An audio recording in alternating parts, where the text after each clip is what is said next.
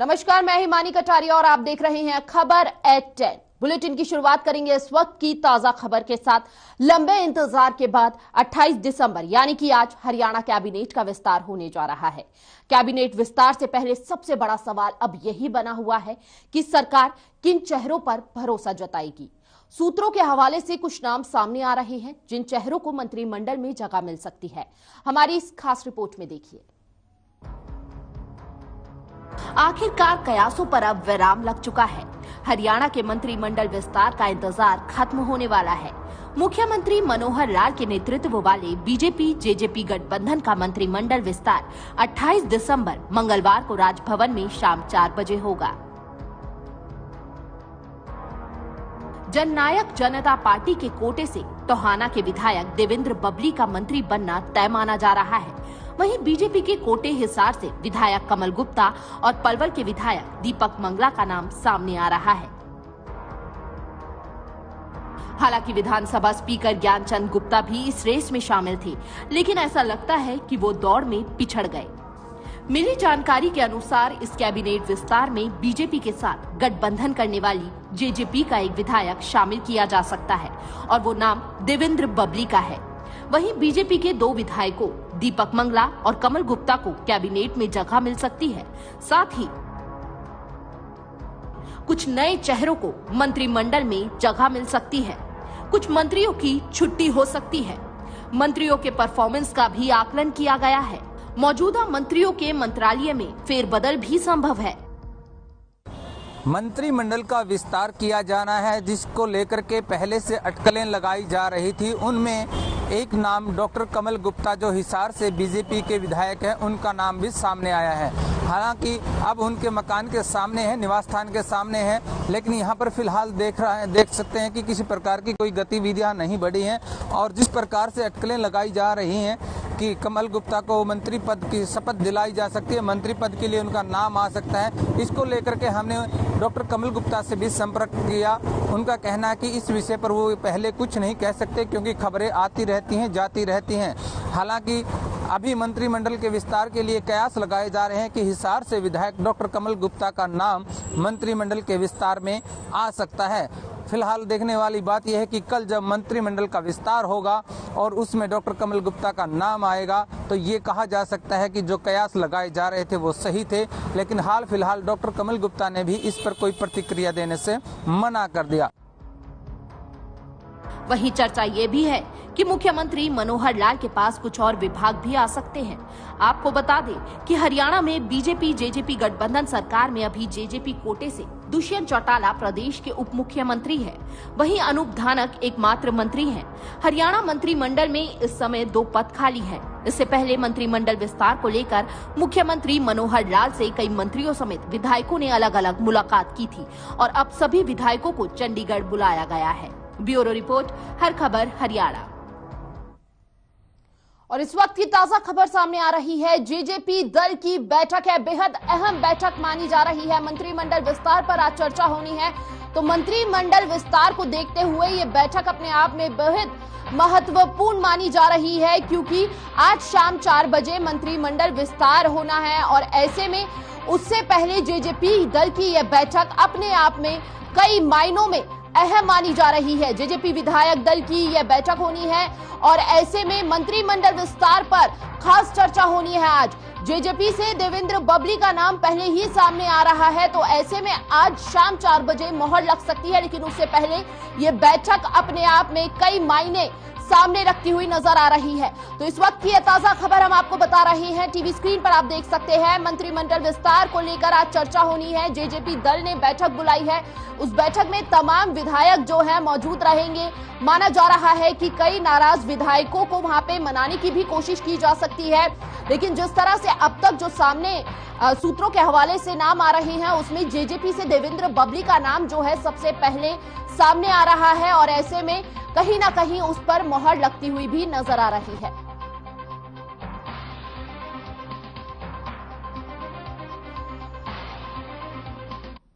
और इस विषय पे ज्यादा जानकारी के लिए हमारे साथ संवाददाता रवि जुड़ चुके हैं। रवि, देखिए, बेहद अहम बैठक मानी जा रही है ये। क्या कुछ इसके जो आगे अंदेशा लग रहा है इस बैठक को लेकर, और ऐसे में क्या कुछ खास चर्चा हो सकती है इस बैठक में?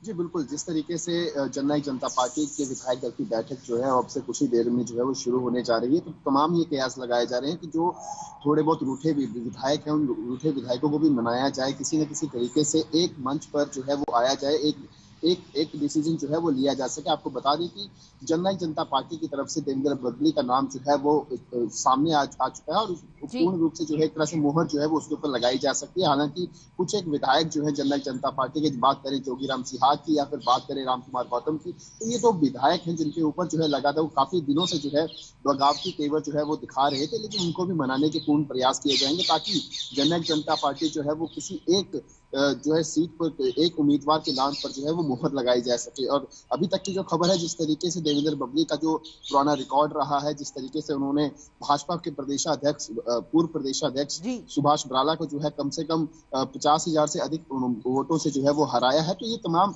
जो स्थिति बनी हुई है, तो हालांकि यही नाम निकलकर जो सामने आ रहे हैं वो है देवेंद्र बबली, जिसका नाम जो है वो मुख्य रूप से निकलकर सामने आ रहा है। और देखना दिलचस्प होगा कि शाम 4 बजे जब राजभवन में बंडारू दत्तात्रेय शपथ दिलाएंगे तो क्या ये वही नाम रहेगा या फिर इसके अलावा कोई दूसरा नाम जो है वो चर्चा में वो।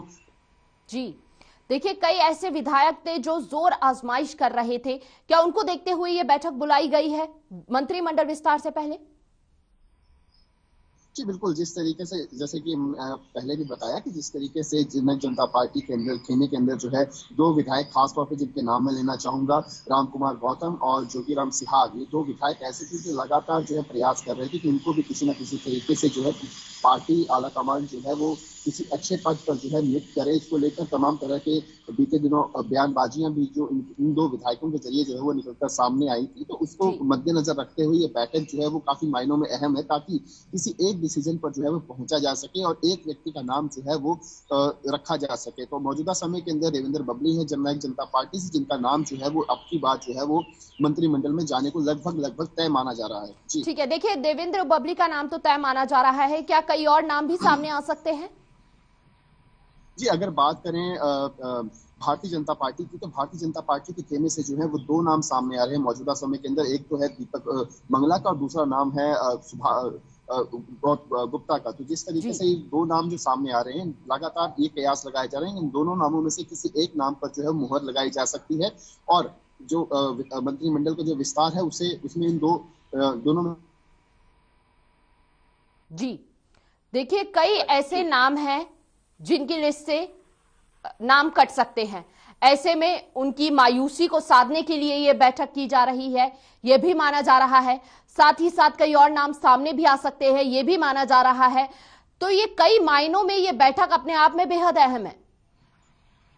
जी बिल्कुल, ये बैठक जो है जिस तरीके से मंत्रिमंडल का विस्तार होने जा रहा है उससे ठीक पहले जो है जननायक जनता पार्टी जो है वो बैठक बुला रही है, सभी विधायकों की बैठक होगी, तो काफी मायनों में ये बैठक जो है अहम है।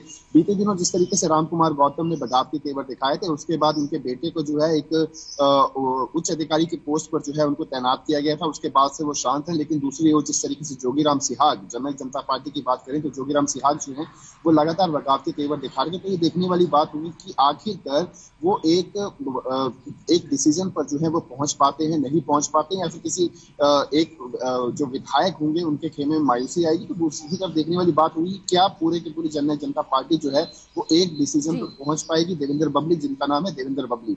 जी देखिए, बेहद खास बैठक है ये।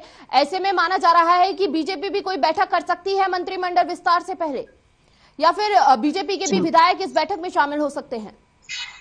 अभी तक ये जो खबरें निकलकर सामने आ रही हैं, लगातार जो है गठबंधन की सरकार, या यूं कहें कि भारतीय जनता पार्टी और जननायक जनता पार्टी जो है वो लगातार ये प्रयास कर रहे हैं कि किसी भी तरह से जो है मीडिया को इस बात की भनक ना लगे कि विधायक दलों की बैठक हो रही है या फिर वो गठबंधन की सरकार के विधायकों की बैठक होगी। हालांकि इस पूरे जो मंत्रिमंडल के पहले से जिस तरीके से बैठकों का दौर चलेगा, विधायक दलों की बैठकों का दौर चलेगा, उसमें उचित दूरी है मीडिया से बनाए रखे हुए कोई भी विधायक जो है वो मीडिया से जो है वो पुख्ता रूप से खुलकर जो है बातें नहीं कर रहे। हालांकि ये जरूर माना जाएगा कि बीजेपी विधायक दल की भी बैठक जो है वो होगी, क्योंकि मंगलवार के दिन जो है अनौपचारिक रूप से सभी विधायक जो है वो सीएम मनोहर लाल से भी मिलते हैं। तो क्या आज के दिन ऐसा वो क्योंकि जिस तरीके से आज विधायक मंत्रिमंडल का विस्तार होने जा रहा है, तो आज के दिन बीजेपी भी जरूर बैठक जो है वो करना चाहेगी, ताकि किसी न किसी तरीके कोई मतभेद जो है वो विधायकों के बीच ना पनपे।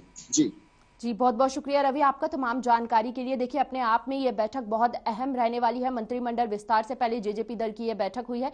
चलिए बढ़ते हैं इस वक्त की ताजा खबर की ओर। इस वक्त की बड़ी खबर सामने आ रही है।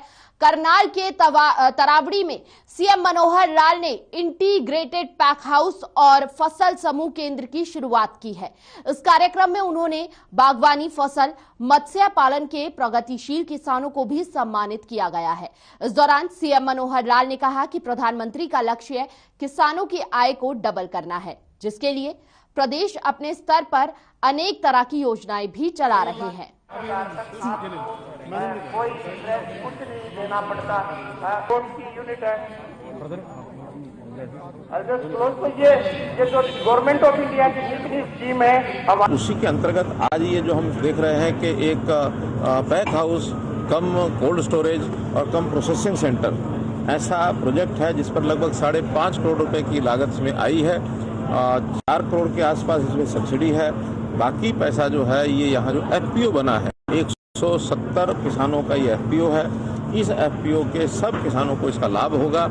अपनी सब्जियां, अपने फल यहाँ रख सकेंगे और समय पर जब अच्छी कीमत बाजार में मिलती है तब उसको बेच सकेंगे। उसकी प्रोसेसिंग भी कर सकते हैं, उसकी पैकिंग भी कर सकते हैं, ताकि उसको मार्केट में, चाहे देश की मार्केट हो चाहे विदेश की मार्केट, उसमें बेचा जा सके। ऐसा ये 7वां पैक हाउस आज जो है ये बनाया जा रहा है। हमारा टारगेट है 50 इस प्रकार के पैक हाउस बनाने की, ताकि किसानों की एक प्रकार से जो छोटी जोत का किसान है उसकी आय बढ़ सके। प्रधानमंत्री जी का धन्यवाद करता हूं कि ये जो बढ़ता हुआ कोविड का प्रकोप, तीसरी लहर का जो शुरू हो गया है, इस समय पर उन्होंने इस बात की चिंता की है कि जो 15 वर्ष से 18 वर्ष के बच्चे हैं उनको भी वैक्सीन का इंजेक्शन 3 तारीख से वो शुरू हो जाएगा। और जितने भी हमारे 15 वर्ष से लेकर के 18 वर्ष के ऐसे हरियाणा के हमारे जो बालक होंगे, छात्र छात्राएं होंगी, इनकी संख्या लगभग 12 से 14 लाख होगी प्रदेश में। इनको बहुत जल्दी कोविड का पहला टीका लग जाएगा।